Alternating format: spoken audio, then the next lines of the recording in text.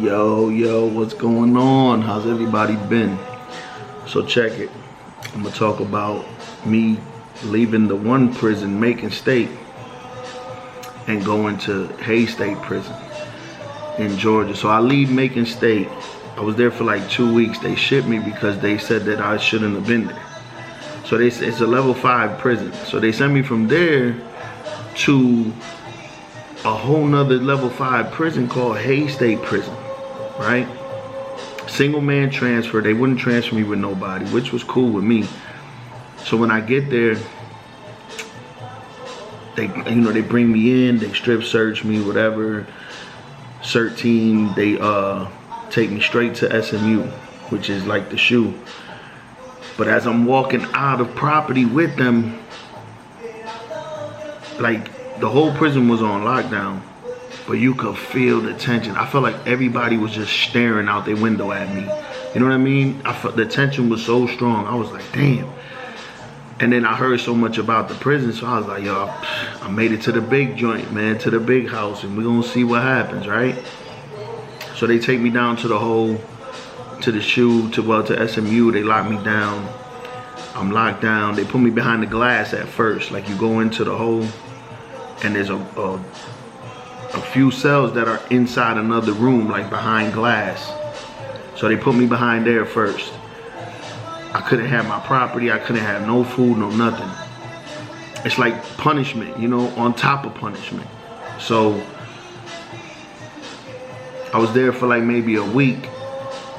And when I went to see, you know, they bring you through to see the counselors and all of that at first. So boom, I get there, talking to the counselor. I'm like, yo, like, it's messed up. Like, I'm being punished because I was a correction officer. Like, I don't want to be behind that glass. Like, I want to be in a regular cell so I could get my food every week. So you know what I'm saying? So I could do my thing.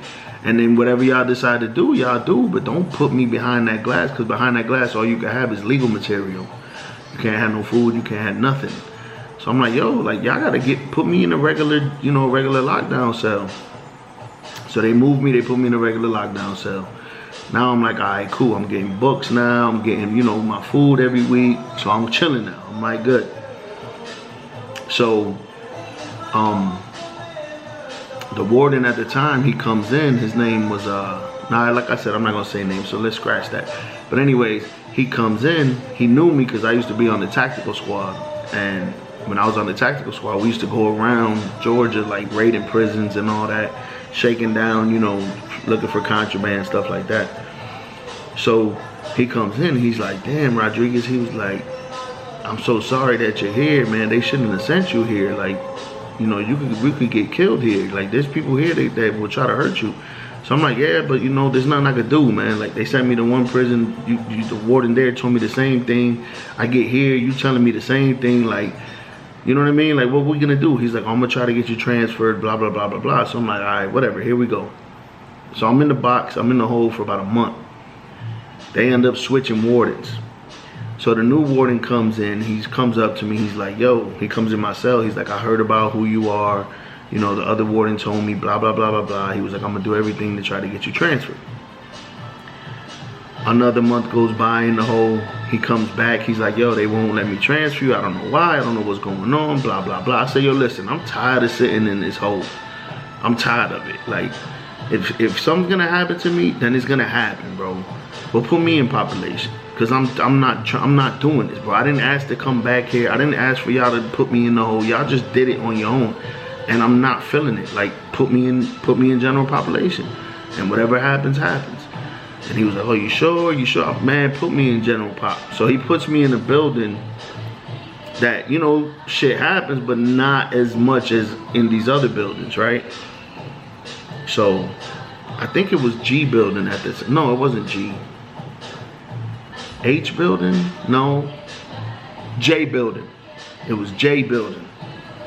Yeah, it was J building. It was an open dorm. It wasn't a cell house. It was an open dorm with bunk beds, 4 dorms. It was J building at Hays. So I'm in there. They let me out. They bring me to J building. The counselor comes to me, says all this stuff, whatever. Then finally the counselor's like, okay, I'm gonna put you in a dorm called the faith-based dorm. So she puts me in there in the faith-based dorm, puts me with 2 dudes that were real good dudes, man. I met these guys, we started kicking it, you know. They ended up being 2 really solid people. But while I'm in there, they moved this little Puerto Rican kid in there with me. And me and him started talking, and you know, I'm from New York, whatever. So we started talking. He's like, yo, I'm from Puerto Rico, but my family's from New York. My parents were from New York. Maybe you know them, you know, blah, blah, blah. We keep talking. Lo and behold, I actually knew who his pops was and his mom. Both of them ended up, you know, getting killed because of a situation that happened, you know, between them and somebody. And so I knew his parents, you know what I mean? And I was like, damn, that's crazy. So me and him ended up getting pretty tight. He introduces me to somebody. I'm not gonna say no names, but he introduces me to this guy. We start kicking it tough, like we kicking it real hard. And the dude's like, yo, I like your style, I like how you rock it. He was from the Bronx too. So he's like, I like your story, I like how you rock, yo, you know, you're a stand-up dude, whatever. He was like, listen, I'm such and such, I'm over this, I'm over that. Let me give you your own place in this, you know what I mean? So he was like, I want you to be my number 2. And I'm like, okay. And that's when I started learning about, you know, the Lang Kings and you know, stuff like that. And he's like, yeah, I want you to be my number 2, blah, blah, blah.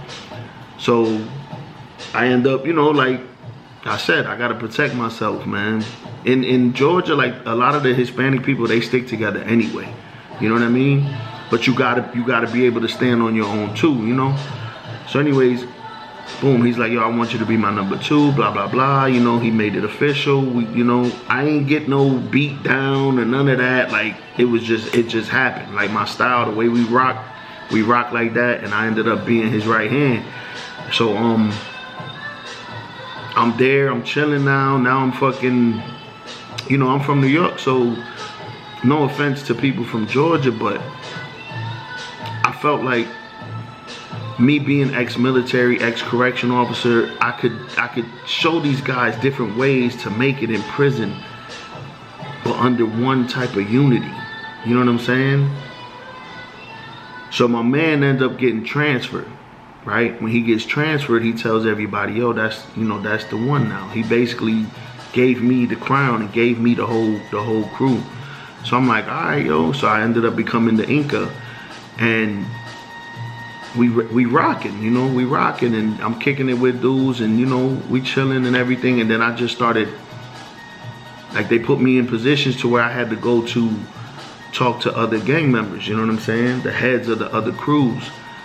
So you know, I'm sliding out there, I'm talking to these people, we trying to settle situations without violence, you know what I mean?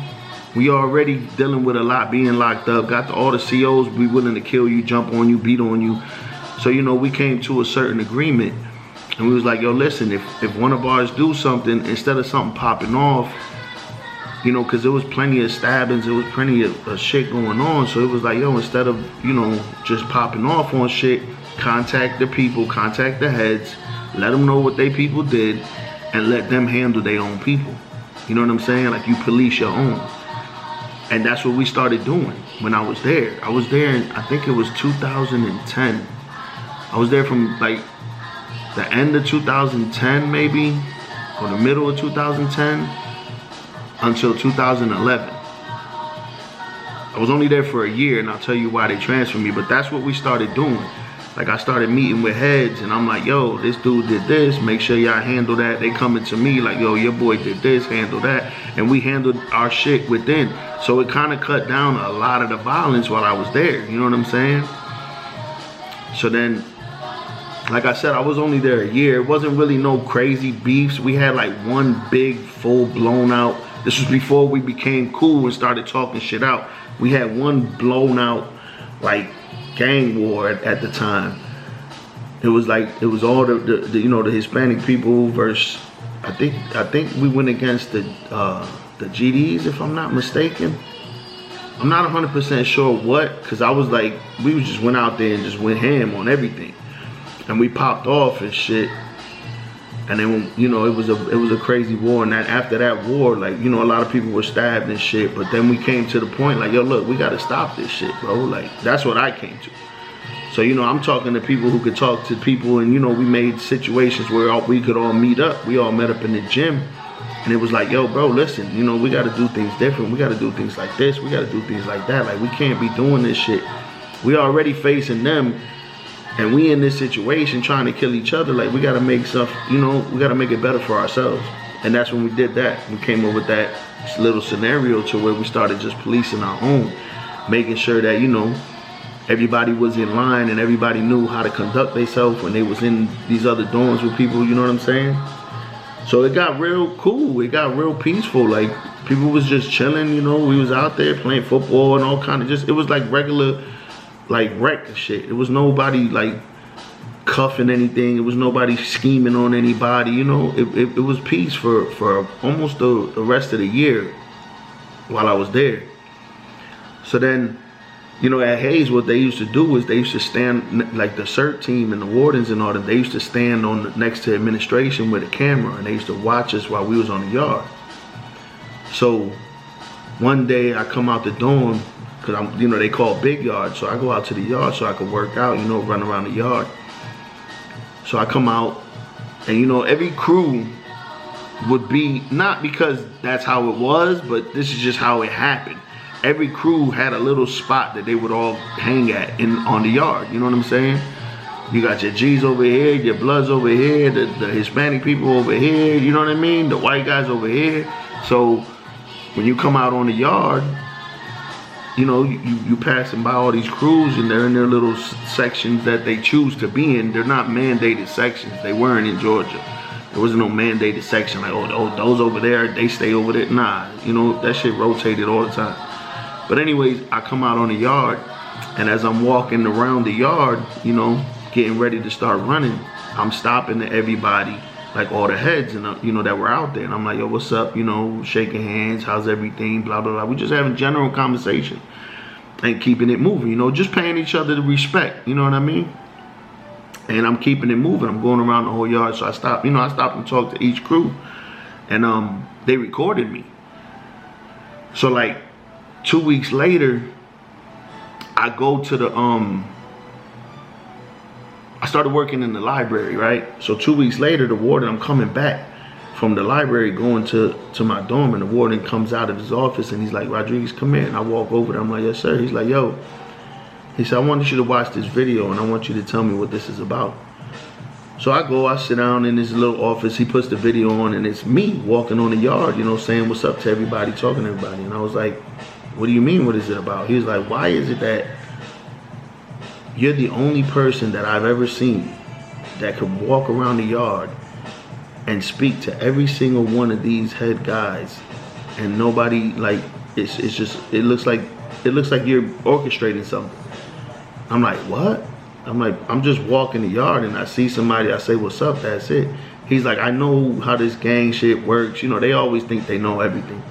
But he's like, I know how this works. I know he's the head of this one, he's the head of that one, and they're all, you know, showing you this respect. I'm like, I'm showing them respect too. We having a general conversation while I'm walking the yard. He was like, I never seen that before. I never seen you guys conduct each other like that. He was like, to me, honestly, I feel like you got way too much power. And he was like, I don't understand how you got it, but you got way too much power. So I'm gonna definitely transfer you. So I'm like, so when I get here, y'all tell me I shouldn't be here, and you put me in the hole and tell me you're gonna transfer me. Then you come back 2 months later and say you can't transfer me. They won't let you. So you put me on the compound and you see me moving around now and mingling, and I'm not the guy you wanted me to be, because I lost all respect for the whole Department of Corrections. You know what I'm saying? So I don't got nothing to say to you motherfuckers. I wouldn't have anyway. I never was like that when I was a CO. I never was like that on the street. I never was like that in the military. You know what I'm saying? So now that I'm not what you guys thought I was gonna be or expected me to be, now you want to transfer me? Now you can transfer me? So I just looked at him. I said, sir, do what you gotta do, man. I mean, one place, another place, whatever place, I'm still gonna do my time. So he was like, all right. I walk out the dorm, I walk out his office, I go back to my dorm, and I had a class that afternoon. So when I go to my class, you know, when the police come to the dorm, people holler 12, 12, you know, 12 coming in. If the CERT team comes, they say 12, CERT team coming in, CERT team coming in. So I'm sitting in the classroom in the hallway of the dorm, and I hear the dorms screaming, CERT team coming in, CERT team coming in. So I sit up, and the teacher of the class, he looks at me, he's like, Rodriguez, you all right? I said, yeah, they're coming for me. And he looked at me, he was like, why you say that? I was like, because I know they're coming for me. He was like, but did you do anything? I was like, I didn't do nothing, but I know they're coming for me. So we're sitting there, and he's just standing there, the teacher, and he's looking at the door to see if they come in. They go into my dorm first, they don't find me. Then they come around, and I see him. They come right up to the door, open the door. Rodriguez, come on, get up. And he was like, damn, how'd you know? I said, I just know. So I go with them, they pack me up, they put me in the hole. I was gone. They locked me up on a Thursday, I was gone Monday night. Gone. So then boom, they transferred me. Single man transfer. How they did that, I have no fucking clue. Single man transfer, they transferred me from Hayes State Prison to a little rinky-dink ass prison called Long State Prison.